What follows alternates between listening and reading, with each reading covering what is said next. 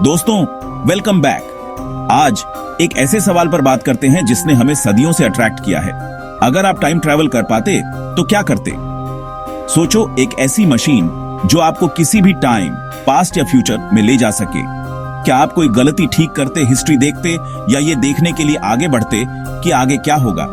Time travel सिर्फ science fiction नहीं है, यह हमारी सबसे गहरी उम्मीदों और पछतावों को दिखाता है। पुराने मिथकों से लेकर मॉडर्न मूवीज तक हम अपनी किस्मत बदलने के आइडिया से ऑब्सेस्ड हैं, या यह जानने से कि आगे क्या होने वाला है।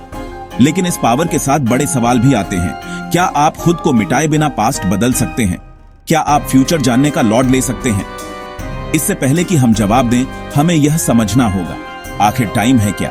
चलो उस मिस्ट्री को सुलझाते हैं जो हर टाइम ट्रैवल स्टोरी का सेंटर है। क्या टाइम एक सीधी लाइन है या कुछ बहुत अजीब? यह जानने के लिए हमें बिल्कुल शुरुआत से शुरू करना होगा, यह पूछकर कि टाइम आखिर है क्या। चलो शुरू करते हैं। तो टाइम क्या है? हम इसे क्लॉक और कैलेंडर से मापते हैं, लेकिन साइंस इसे अलग तरह से देखता है। फिजिसिस्ट्स टाइम को चौथी डायमेंशन कहते हैं, जो स्पेस के साथ मिलकर स्पेस टाइम बनाती है। स्पेस टाइम को एक बड़े फैब्रिक की तरह सोचो। प्लैनेट्स जैसी बड़ी चीजें इसे मोड़ देती हैं, जिससे ग्रेविटी बनती है। लेकिन ग्रेविटी सिर्फ स्पेस को नहीं मोड़ती, यह टाइम को भी मोड़ती है। इसका मतलब है कि टाइम एब्सोल्यूट नहीं है, यह ग्रेविटी और स्पीड के हिसाब से फैल और सिकुड़ सकता है। टाइम की हमारी रोजमर्रा की समझ एक सीधी तीर की तरह है, जो सिर्फ एक पर्सपेक्टिव है। असल में टाइम अलग अलग जगहों पर अलग अलग रेट पर फ्लो कर सकता है। इस फ्लेक्सिबिलिटी को समझना टाइम ट्रैवल की पॉसिबिलिटी को अनलॉक करने का पहला स्टेप है। जिस इंसान ने टाइम के बारे में हमारे नजरिए को हमेशा के लिए बदल दिया, अल्बर्ट आइंस्टीन। उनके आइडियाज ने टाइम ट्रैवल के बारे में जो कुछ भी हम जानते हैं उसके लिए स्टेज तैयार किया। तो स्पीड असल में टाइम को कैसे मोड़ती है? चलो पता करते हैं। आइंस्टीन और उनकी थ्योरी ओन ऑफ रिलेटिविटी को समझो, जिसने बताया कि टाइम फिक्स नहीं है, यह धीमा या तेज हो सकता है। मेन कॉन्सेप्ट टाइम डायल्यूशन है। आप जितनी तेजी से मूव करते हैं, आपके लिए टाइम उतना ही धीरे चलता है। दो दोस्तों को सोचो, एक अर्थ पर रहता है, दूसरा लाइट की स्पीड के करीब ट्रैवल करता है। जब ट्रैवलर वापस आता है तो वह अपने दोस्त से कम बूढ़ा हुआ होता है।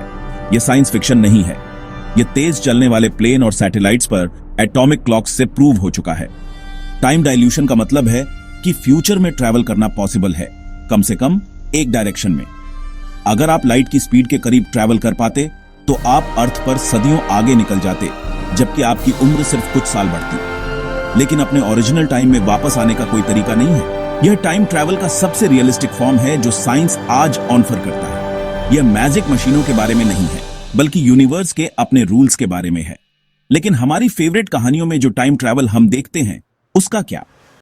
फिक्शन टाइम ट्रैवल को वाइल्ड जगहों पर ले जाता है, जैसे बैक टू दी फ्यूचर, जहां पास्ट बदलने से आपके अपने एग्जिस्टेंस के मिटने का रिस्क होता है। इंटरस्टेलर असली साइंस का यूज करता है।